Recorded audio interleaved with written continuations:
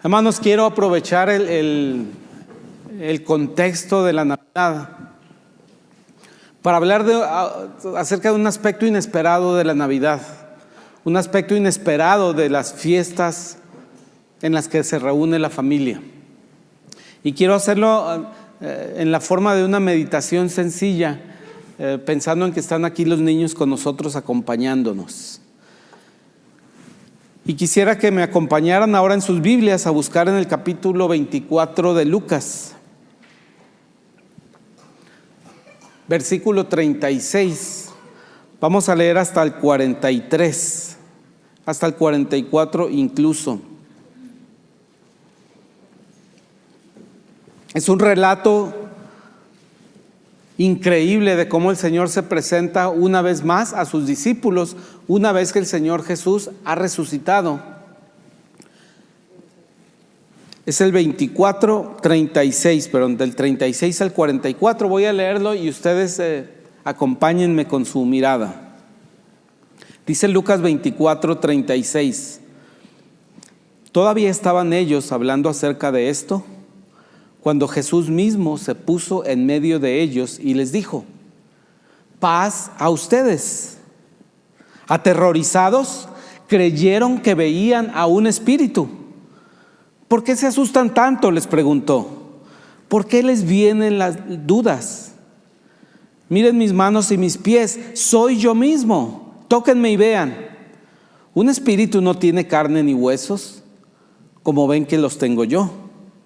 Dicho esto, les mostró las manos y los pies. Como ellos no acababan de creerlo a causa de la alegría y del asombro, les preguntó: ¿tienen algo que comer? Le dieron un pedazo de pescado asado, así que lo tomó y se lo comió delante de ellos. Luego les dijo: cuando todavía estaba yo con ustedes, les decía que tenía que cumplirse todo lo que está escrito acerca de mí en la ley de Moisés, en los profetas y en los salmos. Oremos. Gracias, Señor, por esta oportunidad de atender, estudiar y ser transformados por tu palabra, Señor. Te pedimos que se cumpla este objetivo final, que tu palabra transforme nuestras voluntades, derrote nuestras resistencias a cederte a ti el gobierno de nuestra vida. En Cristo Jesús te lo pedimos.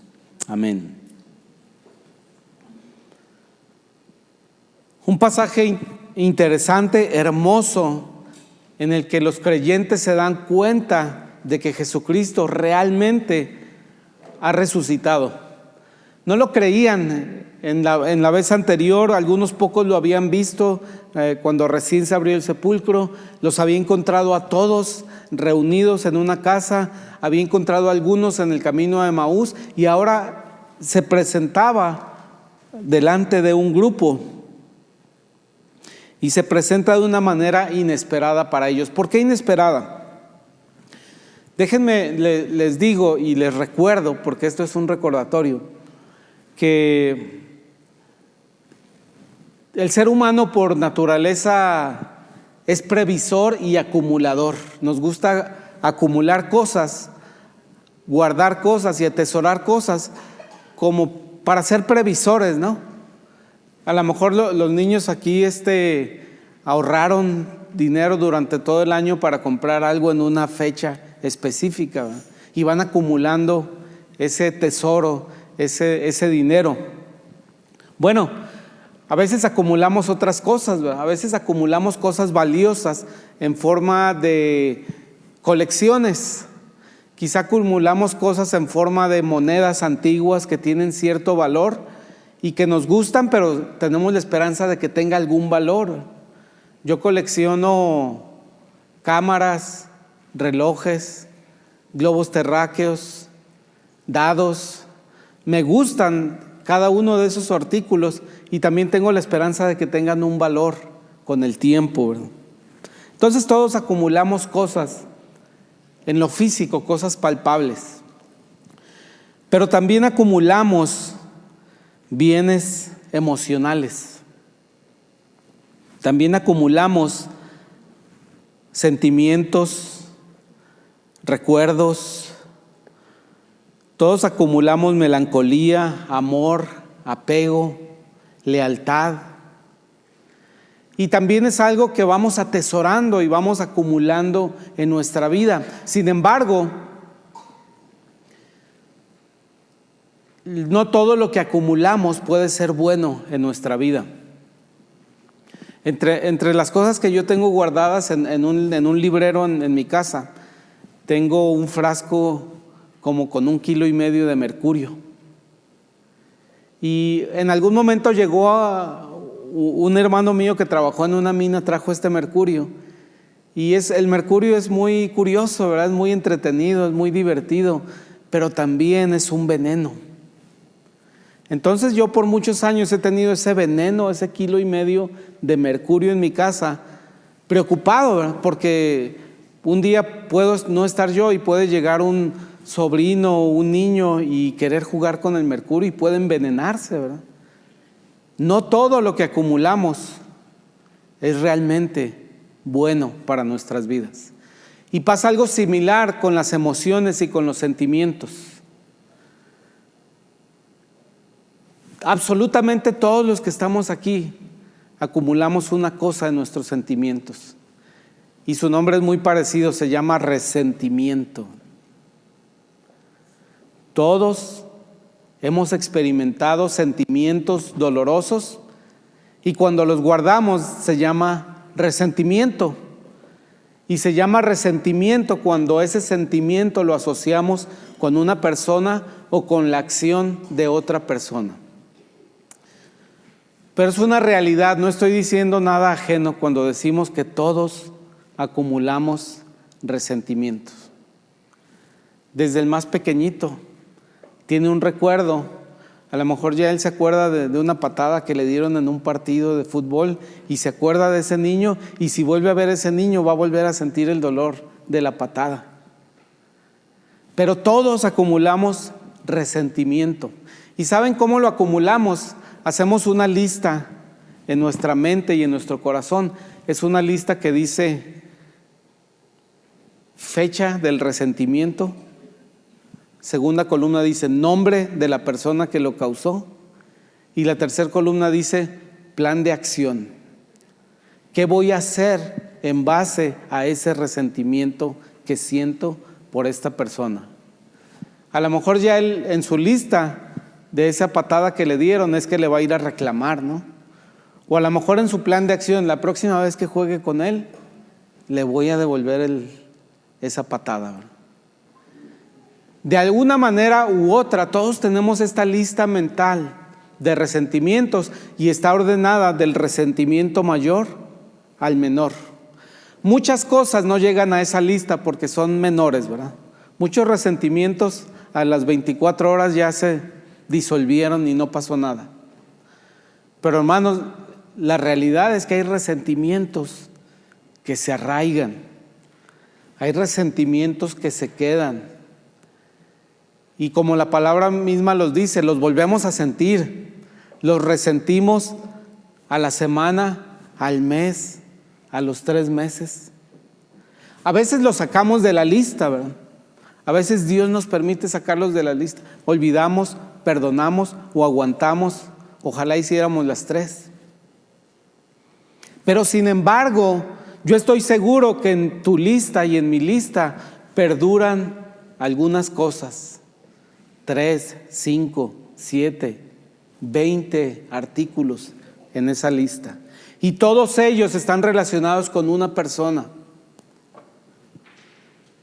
que nos ofendió, que fue indiferente a nosotros, que traicionó un acuerdo que teníamos con ella. Y el contexto de este pasaje en el que el Señor se enfrenta a sus discípulos es que 3 días antes se habían juntado algunos motivos por los cuales cualquier persona hubiera sentido resentimiento por los discípulos. ¿A qué me refiero? A que 3 días antes el Señor Jesucristo fue delatado y entregado por un amigo, por un discípulo, por Judas. He ahí un motivo de resentimiento, el ser señalado y delatado para que te aprenda la ley. También en los 3 días anteriores, cuando Jesús fue apresado, los discípulos desaparecieron. Ya no se juntaban ni ese grupito de 12, ni ese grupito de 50, ni ese grupito de 70, ni esa gran multitud. Se reunían cerca de donde estaba Jesucristo, alrededor de Él. De repente se esfumaron todos. Cuando nosotros nos abandonan, a veces lo consideramos un motivo de resentimiento. De hecho, es un motivo de resentimiento común en la relación matrimonial y de resentimiento fuerte cuando hay un abandono en la familia. Cuando el padre o la madre abandonan permanente o crónicamente a los hijos, hay este resentimiento. Ahora, ¿qué significa esto? ¿Que vamos a analizar si Jesucristo tenía resentimiento o no? No, vamos a analizar qué hizo el Señor para no tener resentimiento, para ni siquiera considerar el ponerlo en una lista, estos asuntos que vemos.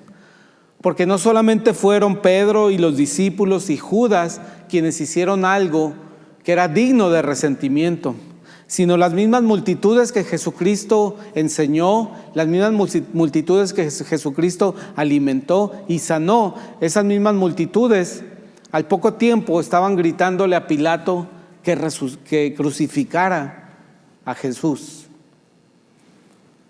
Entonces, si hubiera sido yo el que hubiera estado en ese momento, el que hubiera sido preso, inmediatamente hubiera escrito en mi lista: Judas me traicionó, Judas me entregó ante las autoridades.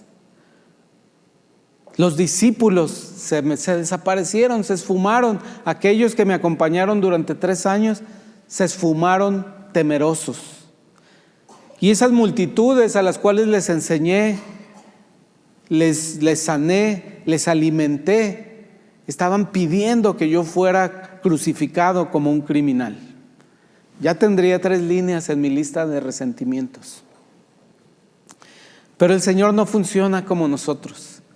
Jesucristo no funciona como nosotros. Sabemos que Dios es diferente a nosotros, pero en Jesucristo pudimos ver cómo Dios, siendo hombre, funciona diferente que nosotros y nos permite a los creyentes funcionar diferente de como hemos funcionado siempre, de como habíamos funcionado antes. Y en el aspecto del resentimiento, este pasaje nos enseña que Jesucristo no daba lugar al resentimiento ni en su mente ni en sus sentimientos.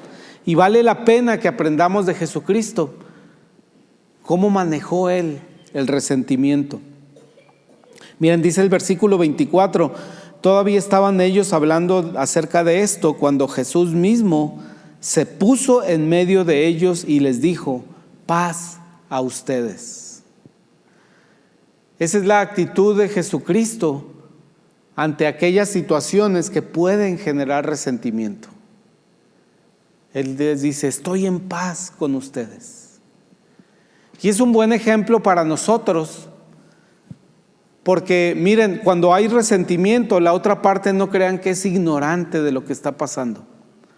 La parte contra la que sentimos resentimiento es perfectamente consciente del resentimiento.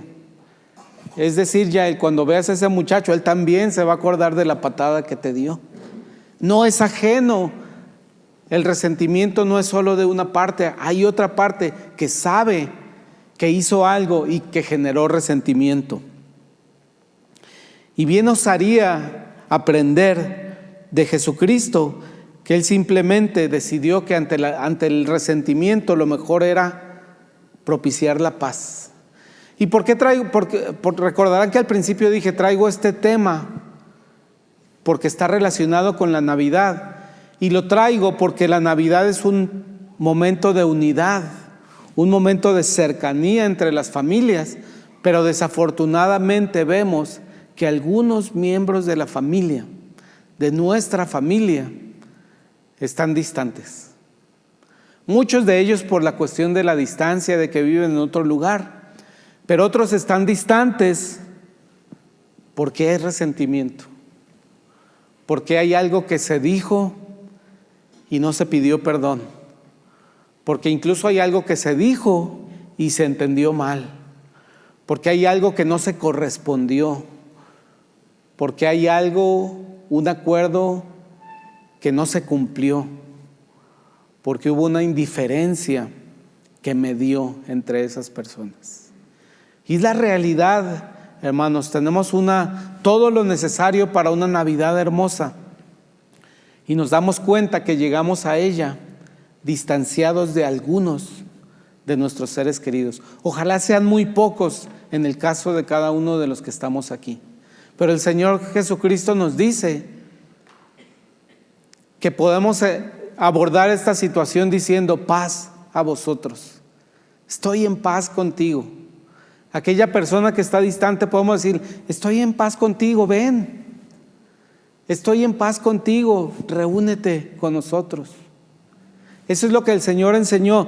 Se puso en medio de los discípulos, se les apareció y les dice: paz a ustedes, estoy en paz con ustedes, pueden recibirme.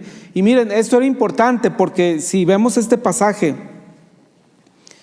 en cuanto vieron la figura del Señor Jesucristo que se presentó ahí, dice este pasaje que sintieron temor. Dice que estaban aterrorizados creyendo que veían un fantasma. Así dice en la Reina Valera, ¿verdad? Fantasma. En la Nueva Versión Internacional dice espíritu. Ahora, no es que el Señor Jesucristo pareciera un fantasma, no es que estuviera tapado con una sábana, no es que se vieran los huesos, ¿verdad? No era eso. No pensaron que era un fantasma por su apariencia, pensaron que era un fantasma por las intenciones que tenía. Pensaron que era un fantasma porque ellos sabían que había hecho mal para con él y esperaban de parte de él una venganza, una reprimenda, un reclamo. Miren, en el tiempo de Jesús, cuando se veía un fantasma, siempre se pensaba que el fantasma venía a cobrar venganza de algo que se le había hecho. Siempre se pensaba que un fantasma venía a anunciar la muerte de una persona cercana. Entonces ellos eso esperaban de Jesús. Ellos esperaban que Jesucristo estuviera muy enojado con ellos por la traición, por el abandono, porque se había pedido que fuera crucificado. Así estaban los discípulos, temerosos de que Jesús viniera no como su maestro, sino como un fantasma que venía a anunciar la venganza, el castigo, la muerte. Por eso realmente estaban aterrorizados, aunque vieron a su maestro, sabían que el maestro podía estar enojado. Sin embargo, les dice: paz a ustedes. Vengo a estar con ustedes en paz. No vino a pedirles explicaciones, no vino a preguntarles: ¿por qué lo hiciste, Judas? ¿Por qué lo hiciste, Pedro? ¿Por qué le gritaron a Pilato para que me crucificaran? Él vino y dijo: paz a vosotros, una receta muy directa y efectiva contra el resentimiento. Después de esto, dice el versículo 41, como ellos no acababan de creerlo a causa de la alegría y del asombro, les preguntó: ¿tienen algo que comer? Le dieron un pedazo de pescado asado, así que lo tomó y se lo comió delante de ellos. La noticia, la actitud con la que el Señor Jesucristo llegó delante de sus discípulos, quienes esperaban una actitud de resentimiento, quienes esperaban que Jesucristo actuara su plan de acción de resentimiento en contra de ellos, Dice que no acababan de creerlo y empezaron a sentir algo diferente, asombro, pero empezaron a sentir también alegría. Pero aún así no lo podían creer, tenían recelo, decían, a lo mejor quiere que nos acerquemos poquito para tirarnos el golpe, ¿verdad? Para lanzar con la guadaña, a lo mejor es la muerte disfrazada de Jesucristo, ¿verdad?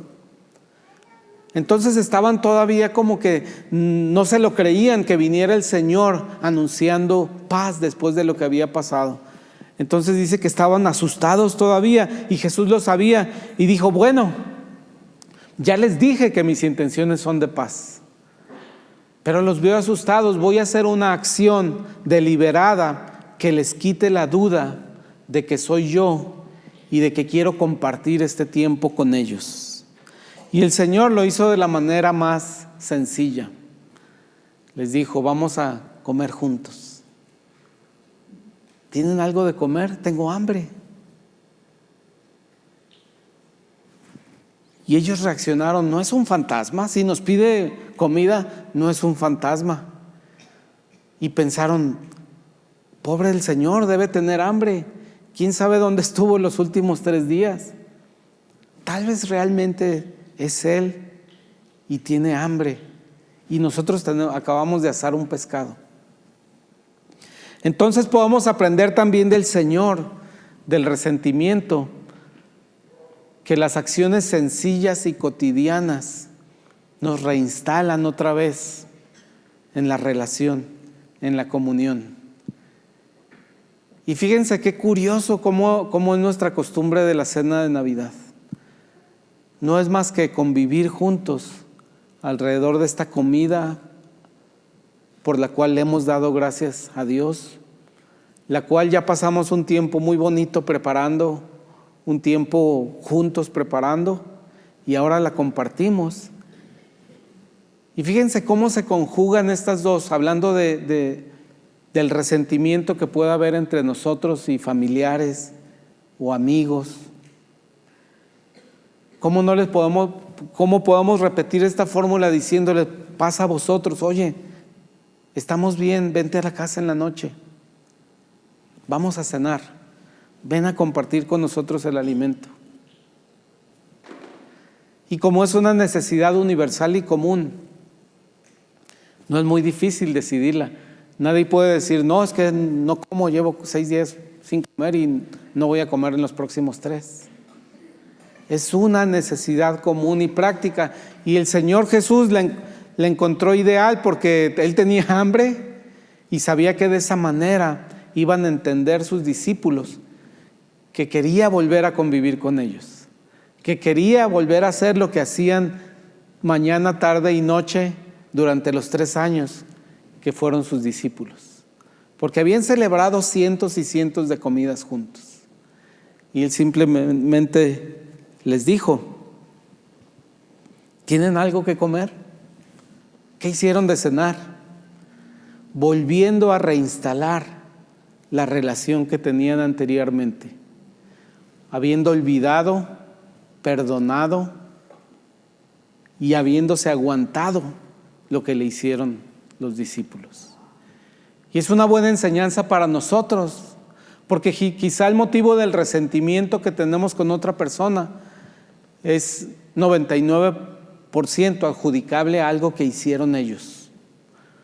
Pero sin embargo podemos tomar la iniciativa que dice el Señor Jesucristo de presentarnos en paz delante de ellos e invitarlos a que regresen a la convivencia, invitarlos a que regresen a esos actos cotidianos de convivencia que teníamos antes con ellos y que aprovechemos aquellas cosas prácticas que ya hacíamos con ellos y que aprendamos del Señor Jesucristo a perdonar, olvidar y aguantar aquellas cosas que causaron el resentimiento.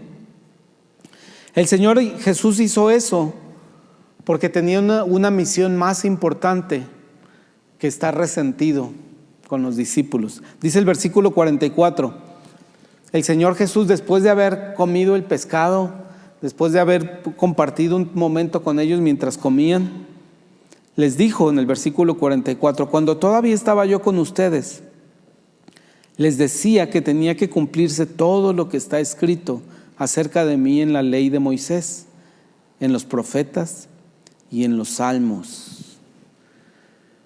El Señor reinició ese contacto con los discípulos volviendo a los negocios de su Padre. De hecho, esa fue la razón por la que volvió con ellos.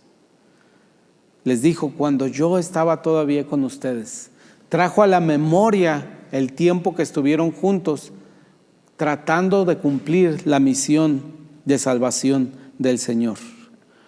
Cuando todavía estaba yo con ustedes, les decía que tenía que cumplirse todo lo que está escrito acerca de mí en la ley de Moisés, en los profetas y en los salmos. Es decir, el Señor retomó no solamente la amistad con ellos, retomó no solamente el contacto con ellos, sino retomó la misión con ellos.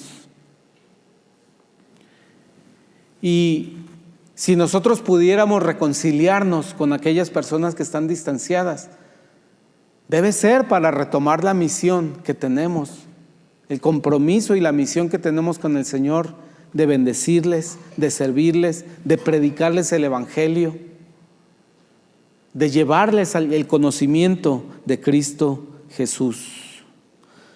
Hermano, la realidad es que nuestro plan de acción contra el derivado del resentimiento obstaculiza la manifestación de Cristo en nuestra vida. Esa lista de resentimientos que tenemos no deja que el Señor actúe su plan hermoso para nuestra vida.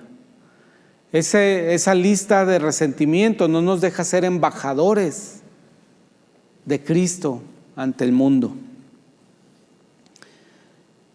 Hermanos, yo sé que tienes resentimiento de semanas, de meses, de años. Y yo quiero que le supliquemos a Dios juntos que nos permita hacer lo que Cristo hizo con el resentimiento que legítimamente podía sentir contra sus discípulos. Que le pidamos a Dios que nos permita perdonar, olvidar y aguantar aquello que implicó y que derivó en ese resentimiento. Yo quisiera, hermanos, que pudiéramos comenzar el próximo año, y no solo comenzar el próximo año, sino que esta Navidad pudiera tener este regalo extra, que pudiéramos recuperar algunas relaciones, que pudiéramos reducir esa lista al mínimo y, si es posible, eliminar esa lista de resentimientos, que pudiéramos proponernos confiar en Dios para que Él nos haga perdonar, olvidar y finalmente aguantar esa situación, para poder presentarnos ante esa o esas personas y decirle: estoy en paz contigo, vamos a reunirnos, vamos a hacer esto, vamos a hacer lo otro, vamos a hacer lo que hacíamos cuando estamos juntos, vamos a comer, vamos a retomar lo que estábamos haciendo. Hermano, no sería bueno comenzar y continuar con este resentimiento. Y quiero pedirte que lo traigas a tu mente, hermano. ¿Qué es eso? ¿Quién es esa persona? ¿Qué acción? ¿Qué situación te hace evocar este resentimiento? Tráelo, hermano, a la mente. Tenlo ahí presente, porque vamos a orar por él. Lo que Jesús hizo con el resentimiento que pudo haber sentido siendo hombre es exactamente lo que tú y yo podemos hacer, porque lo hizo Jesucristo siendo hombre, no lo hizo exclusivamente siendo Dios. Lo pudo hacer como humano por la confianza que tenía en el Padre, y tú y yo podemos hacerlo. Quiero que te pongas de pie, hermano. Vamos a terminar orando y recordando este hermoso pasaje del Señor reencontrándose con sus discípulos, unos discípulos que estaban aterrorizados porque sabían que habían hecho mal. Quiero que en la medida de tu fe y de tu deseo de restaurar esas relaciones, hagas esta oración tuya.